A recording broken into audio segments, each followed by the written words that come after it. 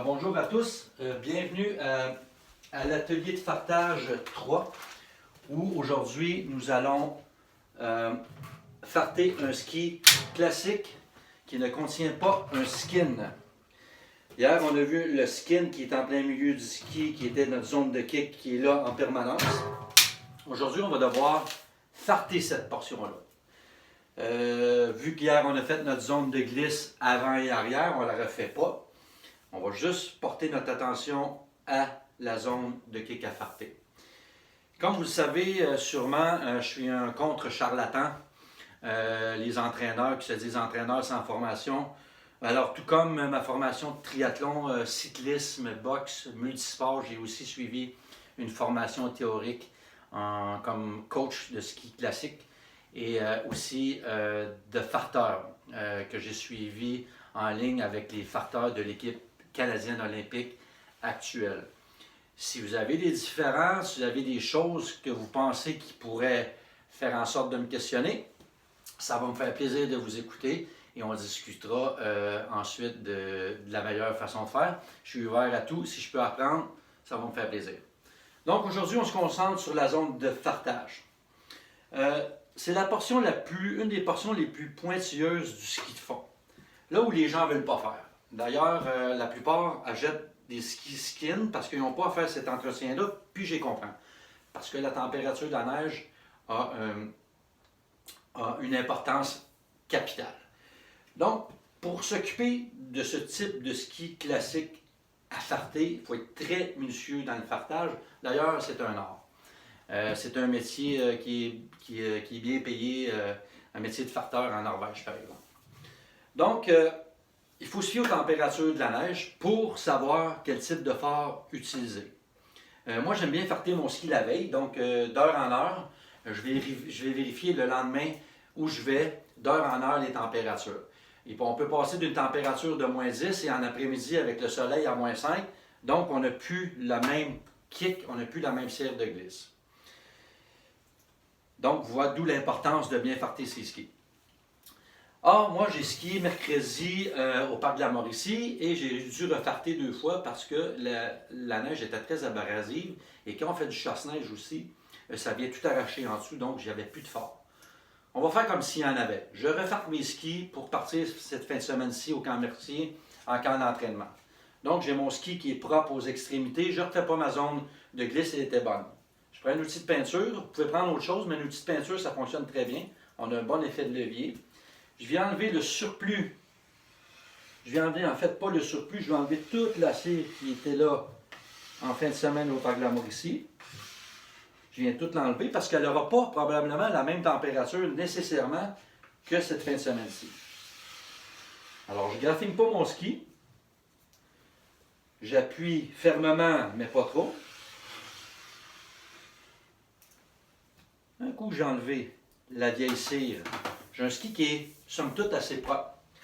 Mais ça ne me satisfait pas. Alors, je vais prendre un linge propre. Toujours un linge propre.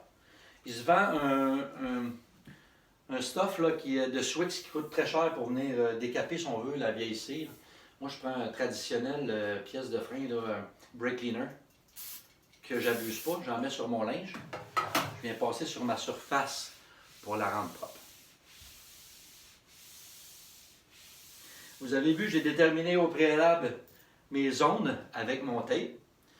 Ces zones-là ont dû déterminer aussi par votre vendeur de ski. Quand vous avez acheté vos skis, vous avez fait mettre du poids sur un ski.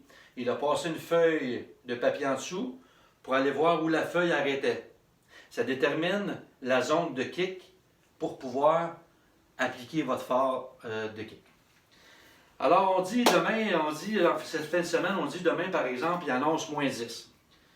Je viens voir mes cires ici, les températures sont écrites dessus. Il existe multiples compagnies.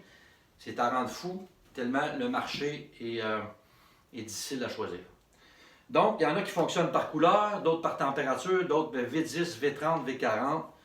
Le conseil que je peux vous donner, peu importe la compagnie de cire que vous allez acheter, venez voir la température qui est écrite dessus. C'est sûr qu'il y a des qualités là-dedans aussi. Bref, je choisis une température de moins 10 à moins 30 parce qu'on a dit qu'il ferait moins 10.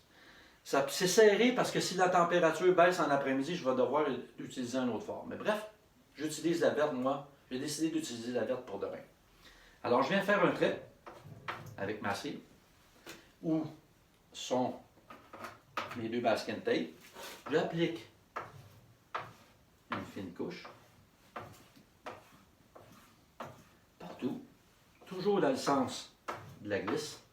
C'est une habitude à créer. Le sens de la glisse, c'est une habitude à créer pour tout mouvement qu'on fait sur notre ski. Après, on ne se trompe pas. Si on a enlevé de la cire de glisse, on le fait toujours dans le même sens. L'action est toujours la même. On crée une bonne habitude. Je vais installer une fine couche de cire de kick. Bloc de liège. Pas du côté ici doux, mais du côté rugueux. Je viens enlever l'excédent.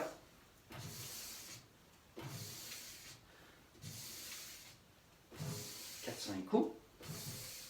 Je viens passer ma main. Déjà, je sens une grippe. Je sens déjà ma cire de kick. Elle a une action.